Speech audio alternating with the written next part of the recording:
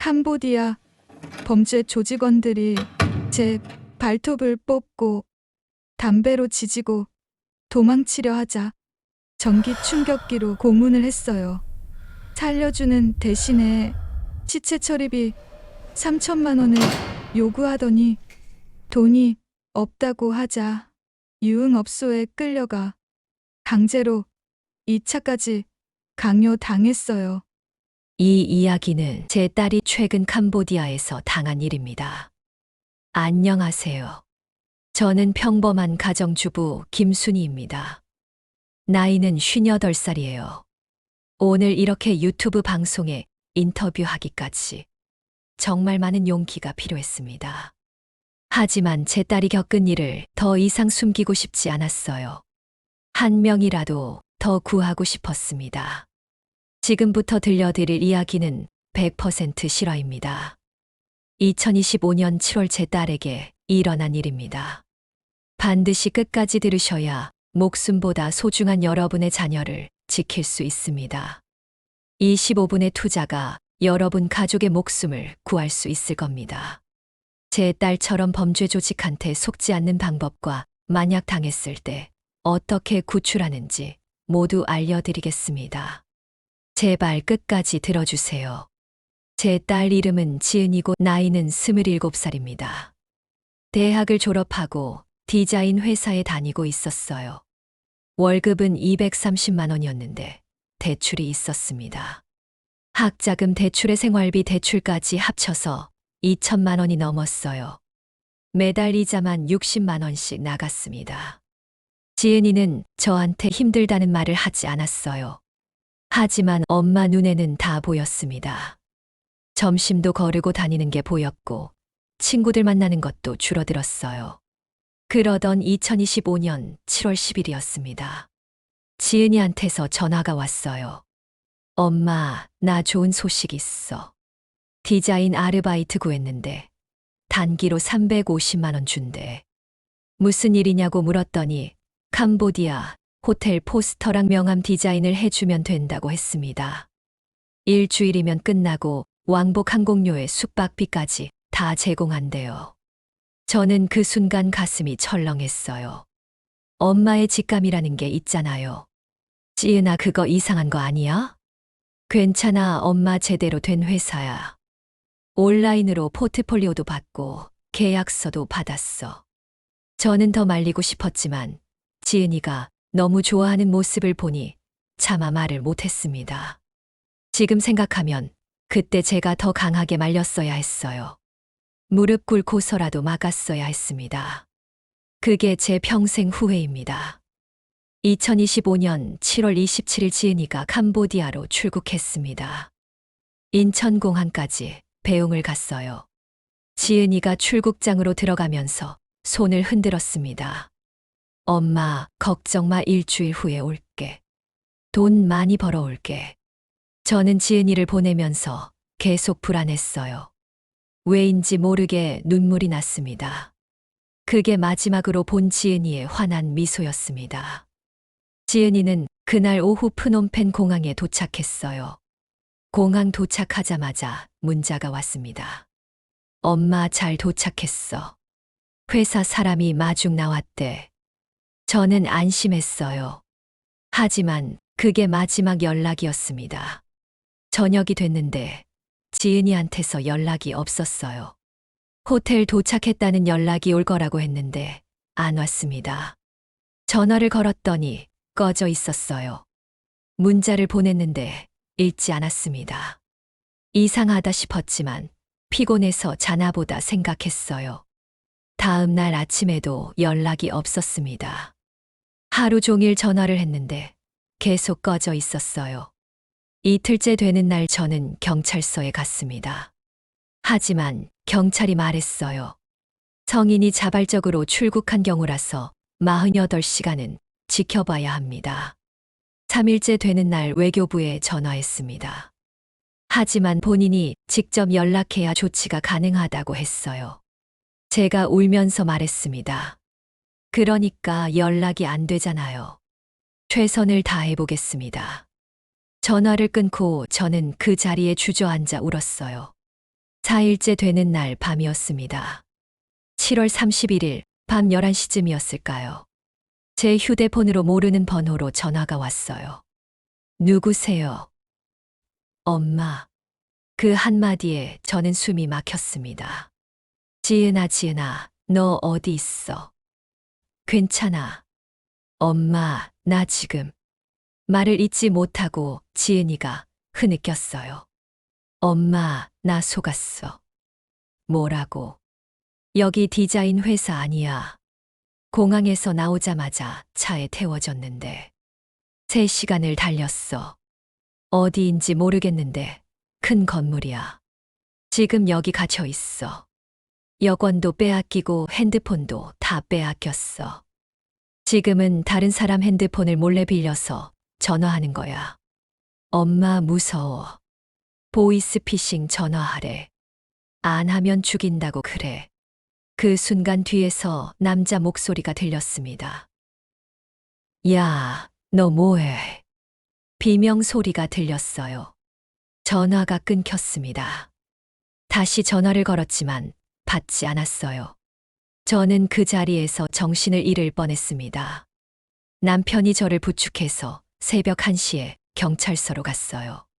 경찰관한테 모든 상황을 설명했습니다. 하지만 경찰이 말했어요. 정확한 위치를 알아야 합니다. 캄보디아는 우리 관할이 아니라서 현지 경찰에 요청해야 하는데 주소가 필요합니다.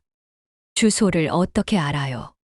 지은이가 어디 갇혀 있는지도 모르는데 일단 외교부에 긴급 요청하겠습니다. 집에 돌아왔지만 잠을 잘 수가 없었어요. 지은이가 무슨 일을 당하고 있을까? 맞고 있는 건 아닐까? 3일이 지났습니다. 아무 소식이 없었어요. 저는 밥을 먹을 수가 없었고 물만 마셨습니다. 8월 3일 저녁 뉴스를 보고 있었어요. 그때 한 뉴스가 제 눈에 들어왔습니다. 캄보디아 범죄단지에서 한국인 구출. 박찬대 의원 외교부에 긴급 요청. 저는 번쩍 정신이 들었어요. 맞아, 국회의원님께 부탁하자. 곧바로 인터넷으로 박찬대 의원실 연락처를 찾았습니다. 다음 날 아침 9시 정각에 전화를 걸었어요. 보좌관님이 전화를 받으셨습니다. 저는 울면서 말했어요. 제발 우리 지은이 좀 구해주세요. 캄보디아에 갇혀 있는데 경찰도 외교부도 안 도와줘요. 이제 5일째인데 무슨 일 당하고 있을지 제발 부탁드립니다. 어머니, 진정하시고 천천히 말씀해 주세요. 저는 떨리는 목소리로 모든 걸 설명했습니다. 지은이가 마지막으로 한 전화 내용까지 다 말씀드렸어요. 보좌관님이 말씀하셨습니다. 어머니, 알겠습니다. 지금 바로 외교부와 국정원에 긴급 연락하겠습니다. 의원님께서 직접 챙기시겠다고 하셨습니다. 정말요? 정말 우리 지은이 구할 수 있나요? 최선을 다하겠습니다. 24시간 안에 연락드리겠습니다. 전화를 끊고 저는 처음으로 희망을 느꼈어요. 지은아, 엄마가 꼭 구할게. 조금만 버텨. 박찬대 의원실에서 정말 움직여 주셨습니다. 외교부 장관한테 직접 연락하셨고 국가정보원에도 긴급 요청하셨대요. 8월 5일 오전 캄보디아 경찰 특공대가 출동했습니다. 시아누크빌에서 1시간 거리에 있는 범죄단지를 급습했어요. 그 안에서 한국인 9명이 구출됐습니다. 우리 지은이도 그 안에 있었어요. 그날 저녁 8시 지은이한테서 전화가 왔습니다. 엄마, 지은아, 지은아, 너 괜찮아. 다쳤어. 엄마, 나 살았어. 저는 전화기를 붙잡고 한참을 울었어요. 남편도 옆에서 같이 울었습니다. 지은이가 말했어요. 엄마, 나 9일 동안 지옥에 있었어. 무슨 일 있었어? 지은이가 한참을 울더니 말했습니다. 나중에 다 얘기할게. 지금은 못 하겠어. 8월 9일 지은이가 한국으로 돌아왔습니다. 인천공항에 나갔어요. 남편이랑 둘이서요. 지은이가 도착 게이트로 나왔습니다. 저는 달려가서 지은이를 안았어요. 지은아, 지은아. 엄마. 지은이는 뼈만 남아 있었습니다. 몸무게가 15kg이나 빠져 있었어요. 얼굴에는 멍 자국이 여러 개 있었고, 팔에는 상처 자국이 가득했습니다. 하지만 살아서 돌아왔어요. 그것만으로도 저는 너무 감사했습니다. 집에 와서 지은이가 조금씩 이야기를 했어요. 엄마, 나 공항 도착하자마자 차에 태워줬는데 회사 사람이라고 했거든. 근데 차를 타자마자 칼을 들이대는 거야. 목을 조르더니 그냥 기절했어. 눈을 떴을 때는 어두운 방이었는데 창문에 철창이 있고 문은 잠겨 있었어. 3층 큰 방에 사람들이 20명쯤 있었는데 다들 눈빛이 죽어 있더라. 한 남자가 왔는데 보이스피싱 전화하라는 거야. 나는 안 한다고 했지. 그랬더니 쇠파이프로 때리기 시작하는 거야. 등도 때리고 다리도 때렸어. 너무 아파서 비명을 질렀는데 그래도 안 한다고 했더니 이번엔 전기 충격기를 가져왔어. 팔에다 전기 충격기를 대는데 정신이 나갈 것 같았어. 그 말을 듣는 순간 제 심장이 찢어지는 것 같았습니다. 지은이가 계속 말했어요. 결국 할 수밖에 없었어. 3일 동안 전화를 걸었는데 실적이 안 나오잖아. 그랬더니 수갑을 채우는 거야. 손에 수갑을 채워서 화장실도 수갑 찬 채로 가야 했어. 밥은 하루에 한 끼만 줬고 4일째 되는 날 탈출을 시도했는데 화장실 창문이 조금 열려 있더라고. 3층이었지만 뛰어내렸어. 발목을 삐끗했는데도 그냥 뛰었어. 50m쯤 갔을까. 뒤에서 오토바이 소리가 들리는 거야. 잡혔어. 다시 끌려갔는데 방에 들어가자마자 5명이 기다리고 있었어. 이번엔 진짜 죽는 줄 알았어. 쇠파이프로 온몸을 때렸는데 갈비뼈가 부러지는 소리가 들렸어. 그리고 수갑을 더 꽉 채웠어. 9일 동안 한 번도 안 풀어줬어. 손목에서 피가 났는데도 저는 지은이를 꼭 안았습니다. 더 이상 말하지 않아도 됐어요. 살아서 돌아온 것만으로도 감사했습니다. 하지만 악몽은 끝나지 않았어요. 지은이가 한국에 돌아온 지 일주일이 지났을 때였습니다. 8월 16일 저녁이었어요. 지은이한테서 전화가 왔습니다. 엄마, 또 왔어. 뭐가? 협박 문자. 저는 지은이한테 달려갔어요. 휴대폰을 보여줬는데 카카오톡이었습니다. 너 탈출했. 찾아낼 거야. 수갑 채워서 고문당하는 영상 있어. 가족들한테 다 보낼 거야. 돈 보내. 500만 원. 그 아래 우리 집 사진이 있었어요. 누군가 우리 집을 찍었습니다. 지은이가 떨면서 말했어요. 엄마, 어떡해. 저는 지은이를 안았습니다. 괜찮아, 경찰에 신고하자. 경찰에 신고했지만 소용없었어요. 캄보디아에서 보내는 거라 추적이 어렵다고 했습니다. 대사관에 연락했지만 해결 방법이 없다고 했어요. 그날 이후 매일 협박이 옵니다. 처음에는 500만 원, 다음에는 1000만 원. 어제는 2천만 원을 요구했어요. 끝이 없습니다. 지은이는 매일 밤 악몽을 꿔요. 수갑 차는 꿈을 꾼다고 합니다. 쇠파이프로 맞는 꿈을 꾼대요. 밤에 잠을 잘 수가 없어서 수면제를 먹고 있어요. 손목에는 수갑 자국이 아직도 남아 있습니다. 팔에는 전기 충격기 화상 자국이 평생 남을 거래요. 부러진 갈비뼈는 아물었지만 기침만 해도 아프대요. 저도 매일 불안합니다. 우리 지은이가 또 당하면 어떡하나. 범죄 조직이 정말 찾아오면 어떡하나. 그래서 제가 이렇게 나왔습니다. 더 이상 저희 지은이 같은 피해자가 나오지 않았으면 해서요. 여러분, 제발 이 방송을 끝까지 들어주세요. 그리고 주변 사람들한테 알려주세요. 특히 딸이 있으신 부모님들, 아들이 있으신 부모님들, 제발 이 이야기를 들려주세요. 첫 번째, 여성을 노리는 사기의 특징입니다. 디자인 아르바이트라고 하면서 고액을 제시합니다. 350만 원에서 400만 원을 일주일 만에 준다고 해요. 포스터, 디자인 명함, 디자인 간단한 일이라고 합니다. 해외여행 겸해서 가라고 하면서 항공료, 숙박비 다 제공한다고 해요. 온라인으로만 계약하고 포트폴리오만 보여줍니다. 회사 주소가 불명확하고 담당자 전화번호가 개인 번호예요. 우리 지은이가 속은 방법입니다. 2중 3개 이상이면 100% 사기입니다. 제발 속지 마세요. 두 번째, 캄보디아 범죄단지의 실체입니다. 공항에서 나오자마자 칼을 들이밀고 목을 조릅니다. 기절시켜서 범죄단지로 데려가요. 큰 건물에 20명에서 30명씩 감금합니다. 보이스피싱을 강요하고 거부하면 쇠파이프로 때립니다.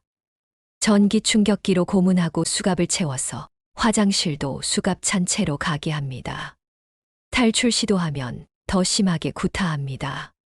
9일에서 100일까지 갇혀 있습니다. 우리 지은이는 9일 만에 구출됐지만 어떤 사람은 100일 넘게 갇혀 있었대요. 세 번째, 가장 무서운 것은 구조 후에도 끝나지 않는 협박입니다. 한국에 돌아와도 안전하지 않아요.